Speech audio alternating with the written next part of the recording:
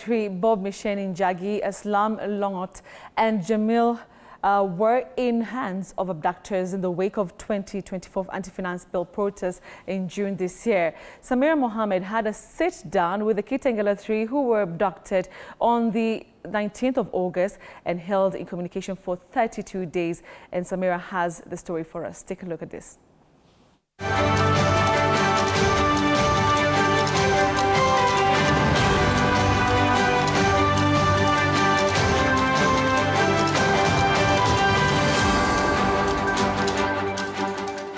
Jamil Hashim, na mimi nawashukuru wa Kenya watu waliosimama na sisi. 32 days of torture. What may appear as fiction to many was a real nightmare for Jamil Longton, Aslam Longton, and Bob Micheni Njagi. The experience at that place was very bad, because the moment you're booked in those rooms which are dark, the first thing is you remove all your clothes. So we remained naked for 32 days. That's the first torture. I am a victim, and I would not wish any other person in this country to go through what we did. It is very dehumanizing.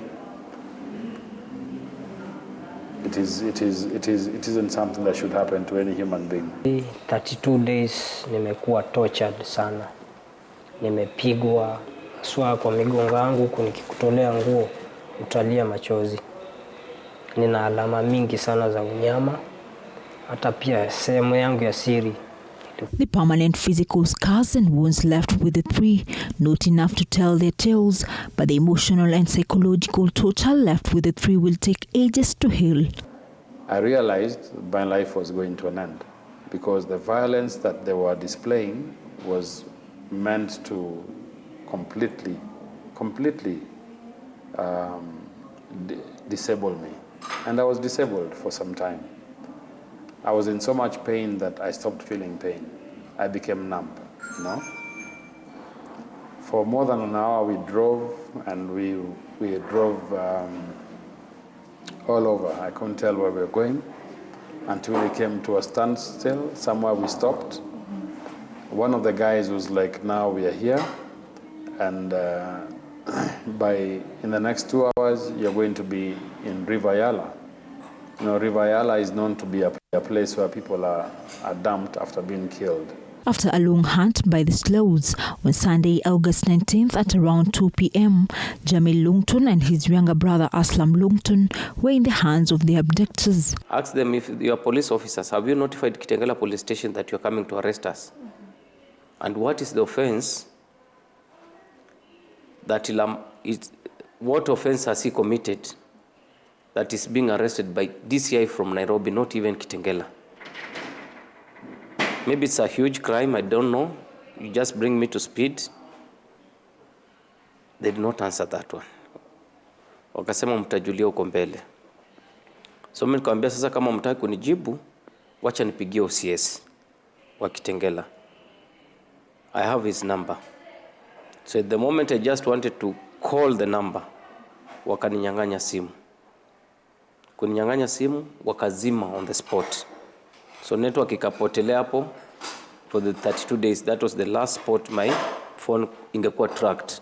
According to the Longtons, the physical torture began as soon as they entered the torture chambers, as the two were stripped naked, cuffed to the ground before being subjected to physical abuse. Kia kwanza hiyo tulikaribishwa na kupigwa. Kuna jamaa mmoja mfupi alikuwa anabadilishana duty na ule mrefu. Wakati aliingia kwa lile chumba, alikuja na this Safaricom fiber cables. Na akakuja na this curtain rod pipe. Kanikanyaga kichwa, kaanza kunipiga na hiyo fiber cable na that curtain rod pipe. Na same akaenda kwa ndugu yangu anampiga hakimu huyu. Sasa ndio ndugu yangu akaanza muoji maswali. Mbona unatupiga, na unatupiga kwa sababu gani? Akatoka na hasira akaenda kule, nadhani ni ofisi ama nini, kisha akarudi. We remained naked for 32 days. That's the first torture. Then number 2, you are handcuffed. One of your hand is handcuffed for the 32 days. For the long call and short call, you are given a 5-liter jerrycan to do all your waste there. But for the long call, you could go for a long call maybe after 1 week, because the amount of food that you are given is too little to sustain a human being. So it could only generate into a long call after a week or so. Then water was limited to 300 ml. You have to use that water for washing your hand, for drinking. For any use that you need water, that's the same water you're going to use. So the very first day we were beaten with some nyaunyo and a metal rod, myself and my brother, because we were in one room. Then we were being told, you must tell us who the financiers of the Kitengela maandamano were. On their release, Jamil and Aslam were visibly emaciated as the food rations were deliberately reduced, with Jamil recounting how he lost 16 kgs in the hands of the abductors. But in terms of food, we had two officers who were serving us food. One was very ruthless. Alikuwa anatupatia tu ugali na cabbage for the whole week. 1 meal per 24 hours. After 1 week mwingine akaingia. Na tofauti yao ilikuwa mmoja ni mfupi, mmoja ni mrefu. We could not see their face because wanakuja wamejimask na wako na bunduki. So the second one, you can say alikuwa na hiyo roho ya huruma kiasi. Because yeye, the moment alikuja shift yake ikianza asubuhi, tuletewa chai na bread, tukakunywa. Lunch akatupatia. The brothers have been free for months now, but the impact of that period of abduction is still haunting them, as they are struggling to even earn a living on account of their ruined reputation. The business has gone down. I even wrote to KCB Bank telling them I cannot be able to pay the 52,000 I was paying comfortably before the abduction.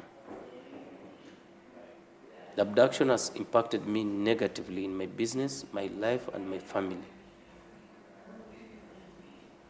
Even the privileges we had in the family walikuwa nayo, hizo zote hakuna. So we've reduced everything in the house. The eating, nini na nini, kila kitu imerudishwa chini kabisa. So I'm just trying to pick up.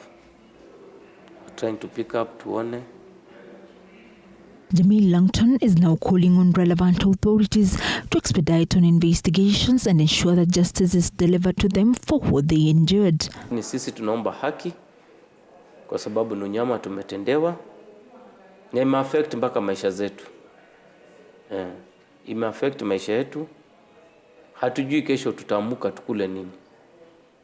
Sababu hata biashara, hata leo nimeenda pale, unaenda mapato yameshuka kabisa. Following the 2024 protest, the Kenyan government has been blamed to have waded into the realm of using kidnap, abductions and forced disappearance, torture and even extrajudicial killings to silence the youthful protesters, despite the president's prior promise that under his administration such will not be witnessed.